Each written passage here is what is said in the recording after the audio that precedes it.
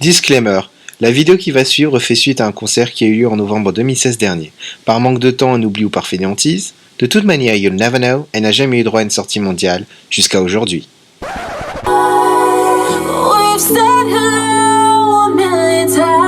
Yo les bitches, j'espère que vous allez bien. Aujourd'hui dans Teen Soir, on est en mode listen. Comme vous avez dû le remarquer depuis un certain temps, regardant les anciennes vidéos, j'ai une certaine appétence pour tout ce qui a un rapport avec les biatchs. Ce n'est pas sans surprise que je suis allé voir 727 World Tour du groupe Fifth Harmony. Pour ceux et celles qui n'auraient aucune idée de qui est le groupe, ou pour ceux et celles pour qui les girls bands se sont arrêtés aux Spice Girls et aux All Saints, et les boys bands au Take That, au Boyzone, ou plus récent au One Direction, le groupe est composé de 5 jeunes filles qui sont Camila, Normani, Lauren, Dina et Hallie, toutes sorties de l'esprit dérangé et pervers de Simon Cowell et de la seconde saison de X Factor USA en 2012. Pour un grand nombre d'entre vous, lorsqu'on vous dit Fifth Harmony, vous ne savez même pas de qui il s'agit. Et pourtant, vous êtes tombé sur une...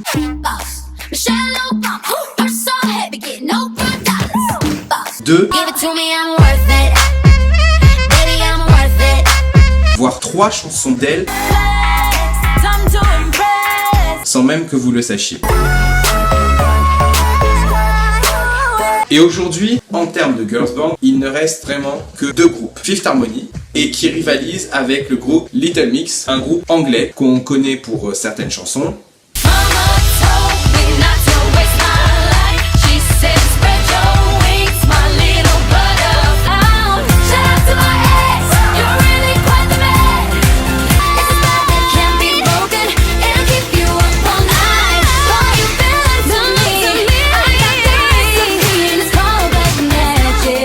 Si le groupe Fifth Harmony s'est aussi fait connaître, c'est à cause d'un mini buzz qui reflète assez bien la politique des maisons de disques actuelles. C'est-à-dire que les jeunes filles ont commencé comme ça, et de tout d'un coup, débarquer au mois de septembre à la rentrée, comme ça, près de 3 ans plus tard. Elles n'ont toujours pas récupéré leurs vêtements. Le 727 World Tour est en fait la tournée de promotion pour leur 3e album, en comptant le premier, qui est en fait plutôt un extended play, Miss Moving On, leur premier vrai album étant Reflection. On en parle. Les plus du concert. Pause très naturelle. Le groupe ne démord vraiment pas de son nom, puisque très clairement, il y a de vraies harmonies entre les chanteuses, dans le sens où leurs voix s'accordent très bien. Chacune des nanas sait comment positionner sa voix et sa note par rapport aux autres. L'un des deuxièmes éléments, c'est le fait que chacune des chanteuses a une part égale dans les chansons. Il s'agissait d'un vrai live, et ça fait vraiment, vraiment plaisir de nos jours.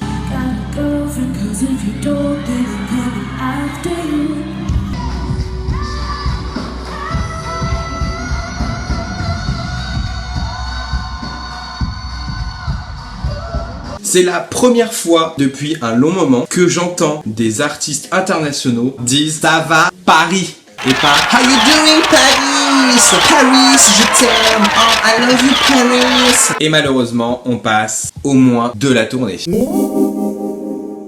Déjà, ce que j'ai déploré, c'était cette salle quasiment vide. Et ce qui est pourtant très étrange, dans la mesure où leur tournée précédente, le Reflection Tour, était quasi sold out. La scénographie était tout ce qu'il y a de plus pauvre. 3 musiciens, un escalier, un écran géant, avec des vidéos, des effets spéciaux hyper cheap en mode paint. Bon, allez, After Effects.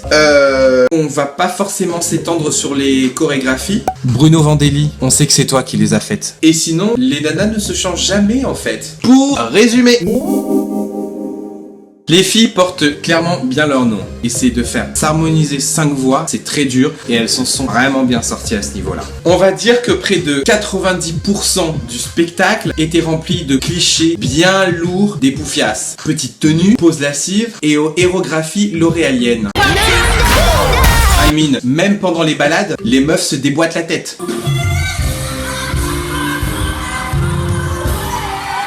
Les filles chantent pour de vrai et aujourd'hui c'est suffisamment rare pour pouvoir le noter. Ce qu'il y a de bien également, c'est que quand on voit les filles sur scène, on a vraiment l'impression de voir 5 copines qui viennent et qui s'éclatent et pas simplement des robots qui viennent faire leur show millimétré seconde par seconde, pas par pas, cheveux par cheveux. Ce que j'aime bien chez les Fifth Harmony, c'est qu'elles n'ont pas le physique glabre, mince et fin, et auquel on pourrait s'attendre à chaque fois, dans le sens où il y en a une, Ali, qui est petite et grosse. Il y en a une, Dina, qui est grande et musclée. Et ce qui me gêne, j'ai vraiment eu l'impression d'avoir été dans la salle, entouré des producteurs, et que les mecs se sont dit, bon, les meufs, en fait, ce qu'on va faire, on va vous habiller comme des tapins, vous allez aller sur la scène et vous allez faire vos pubs. Ok, mais on fait quoi d'autre en fait?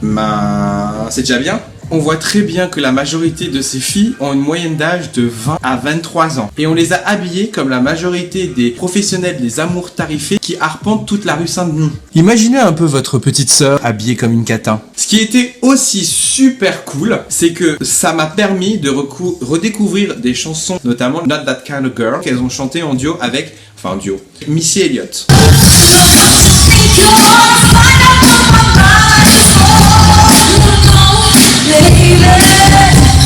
Au final, les nanas ont chanté pour de vrai, elles ont mis le show, elles se sont éclatées avec les moyens qu'elles avaient. On sentait vraiment qu'elles étaient là avec le public, qu'elles leur parlaient et qu'elles s'amusaient vraiment. Elles ont chanté la quasi-totalité des chansons dans leur quasi-intégralité pour un prix extra raisonnable, là où d'autres personnes vont vous faire payer un prix exorbitant alors qu'ils vont juste chanter 40 secondes par chanson. Très clairement, pour ce concert, je vais lui donner la note de 3 sur 5. N'oubliez surtout pas, encore une fois, de liker un petit pouce vert si vous avez apprécié, même un petit pouce rouge, c'est pas grave, la critique fait avancer. Laissez un petit commentaire en bas pour savoir si ça vous a plu. Et n'oubliez pas de me suivre sur les réseaux sociaux, Facebook, Twitter, Instagram et maintenant Snapchat. Veluma.